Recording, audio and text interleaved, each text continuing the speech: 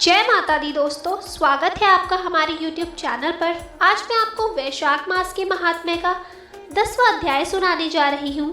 तो आइए करते हैं अध्याय को प्रारंभ। देव कहते हैं, तदंतर व्यास सहित शंख मुनि ने विस्मित होकर पूछा, तुम कौन हो और तुम्हारी यह दशा कैसे हुई? सर्प ने कहा, पूर्व जन्म में प्रयाग का ब्राह्मण था। मेरे पिता का नाम कुशीत मुनि और मेरा नाम रोचन था। मैं धनाढ्य, अनेक पुत्रों का पिता और सदैव अभिमान से दूषित था। बैठे बैठे बहुत बकवाद किया करता था। बैठना, सोना, नींद लेना, मैथुन करना, जुआ खेलना, लोगों की बातें करना और सूद लेना, यही मेरे व्यापार थे। मैं लोक निंदा से डरकर नाम मात्र से शुभ कर्म करता था, सो भी दम्भ के साथ उन कर्मों में मेरी श्रद्धा नहीं थी। इस प्रकार मुझ दुष्ट और दुर्बुद्धि के कितने ही वर्ष बीत गए। तदंतर इसी वैशाख मास में जयंत नामक ब्राह्मण प्रयाग क्षेत्र में निवास करने वाले पुण्यात्मा द्विजों को वैशाख मास के धर्म सुनाने लगे। स्त्री, पुरुष, क्षत्रिय, वैश्य और शूद्र सहस्त्रों श्रोता प्रातःकाल स्नान करके अविनाशी भगवान विष्णु की पूजा के पश्चात प्रतिदिन जयंत की कही हुई कथा सुनते थे। वे सभी पवित्र एवं मौन होकर उस भगवत कथा में अनुरक्त रहते थे। एक दिन मैं भी कौतूहलवश देखने की इच्छा से श्रोताओं की उस मंडली में जा बैठा। मेरे मस्तक पर पगड़ी बंधी थी, इसलिए मैंने नमस्कार तक नहीं किया और संसारी वार्तालाप में अनुरुक्त हो कथा में विघ्न डालने लगा। कभी मैं कपड़े फैलाता, कभी किसी की निंदा करता और कभी जोर से हंस पड़ता। जब तक कथा समाप्त हुई तब तक मैंने इसी प्रकार समय बिताया।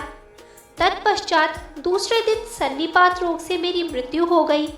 मैं तपाए हुए शीशे के जल से भरे हुए हलाहल नरक में डाल दिया गया और 14 मनवंतरों तक वहां यातना भोगता रहा। उसके बाद 84 लाख योनियों में क्रमशः जन्म लेता और मरता हुआ मैं इस समय क्रूर तमोगुणी सर्प होकर इस वृक्ष के खोखले में निवास करता था।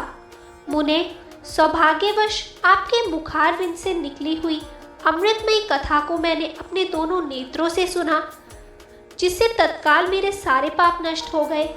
मुनि श्रेष्ठ, मैं नहीं जानता कि आप किस जन्म के मेरे बंधु हैं, क्योंकि मैंने कभी किसी का उपकार नहीं किया है, तो भी मुझ पर आपकी कृपा हुई। जिनका चित्त सम्मान है, जो सब प्राणियों में दया करने वाले साधु पुरुष हैं, उनमें परोपकार की स्वाभाविक प्रवृत्ति होती है। उनकी कभी किसी के प्रति विपरीत बुद्धि नहीं होती। आज आप मुझ पर कृपा कीजिए, जिससे मेरी बुद्धि धर्म में लगे।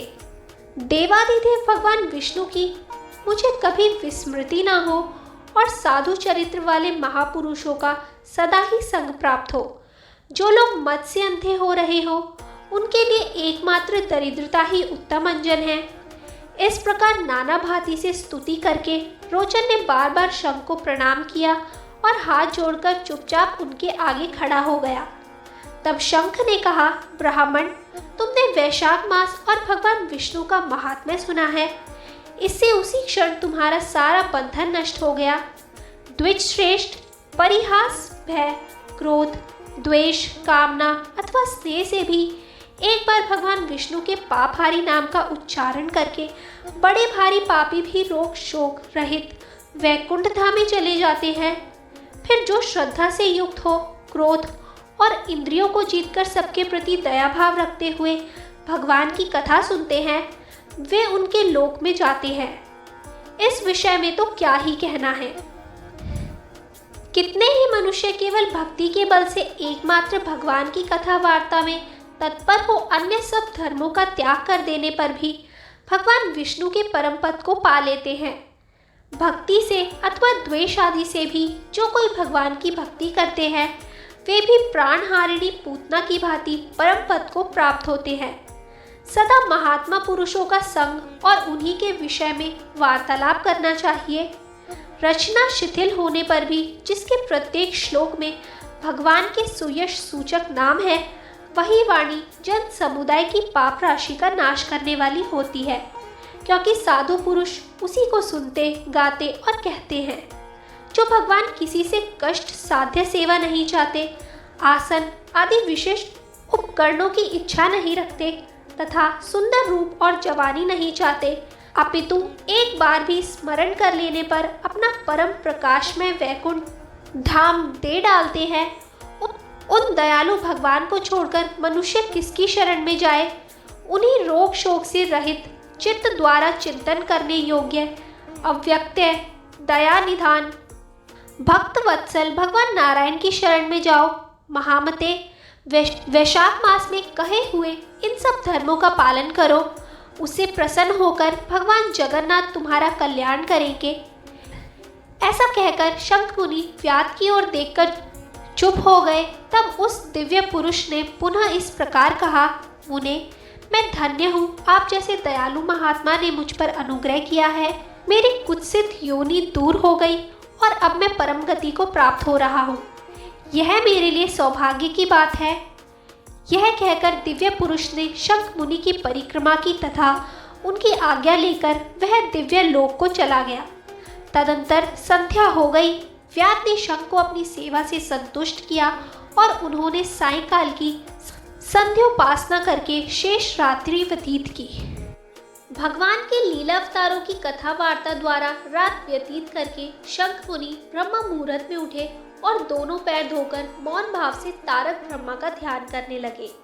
तत्पश्चात शौच आदि क्रिया से निर्वृत्त होकर वैशाख मास में सूर्योदय से पहले स्नान किया और संध्या तर्पण आदि सब कर्म समाप्त करके उन्होंने हर्षयुक्त हृदय से व्याध को बुलाकर उसे राम इस 2 अक्षर वाले नाम का उपदेश दिया, जो वेद से भी अधिक शुभकारक है। उपदेश देकर इस प्रकार कहा, भगवान विष्णु का एक एक नाम भी संपूर्ण वेदों से अधिक महत्वशाली माना गया है। ऐसे अनंत नामों से अधिक है भगवान विष्णु का सहस्त्र नाम। उस सहस्त्र नाम के समान राम नाम माना गया है। इसलिए व्याध, तुम निरंतर राम नाम का जप करो और मृत्यु पर्यंत मेरे बताए हुए धर्मों का पालन करते रहो। इस धर्म के प्रभाव से तुम्हारा वाल्मीकि ऋषि के घर जन्म होगा और तुम इस पृथ्वी पर वाल्मीकि नाम से प्रसिद्ध होगे।